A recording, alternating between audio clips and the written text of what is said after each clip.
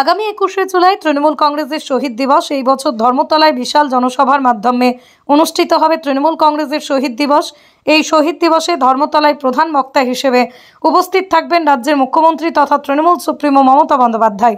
আর এই 21শে জুলাইকে সামনে রেখে গ্রামীণ হাওড়ার উলুবেড়িয়া পৌরসভার অন্তর্গত 31 নম্বর ওয়ার্ডের বাণীতলা কাজীপাড়ায় সোমবার অনুষ্ঠিত হয় একটি প্রস্তুতি সভা। এদিনের এই সভায় উপস্থিত ছিলেন উলুবেড়িয়ায় পূর্ব কেন্দ্রের বিধায়ক বিদেশ রঞ্জন বসু, উপস্থিত ছিলেন উলুবেড়িয়া পৌরসভার চেয়ারম্যান অভয় কুমার দাস। এই প্রস্তুতি সভায় উপস্থিত ছিলেন উলুবেড়িয়া পৌরসভার 31 নম্বর ওয়ার্ডের স্থানীয় পৌরপিতা তথা উলুবেড়িয়া পৌরসভার ভাইস চেয়ারম্যান শেখ ইনামুর রহমান, উলুবেড়িয়া পূর্ব কেন্দ্র তৃণমূল কংগ্রেসের সভাপতি শেখ আকবর, উপস্থিত ছিলেন 31 নম্বর ওয়ার্ড তৃণমূল কংগ্রেসের সভাপতি দীপক দাস, উপস্থিত ছিলেন এই ওয়ার্ডের তৃণমূল যুব কংগ্রেসের সভাপতি রবি পাঁজা সহ অন্যান্য বিশিষ্ট ব্যক্তিবর্গরা এবং তৃণমূল কংগ্রেসের কর্মী সমর্থকরা 31 নম্বর ওয়ার্ডের বাসিন্দারা।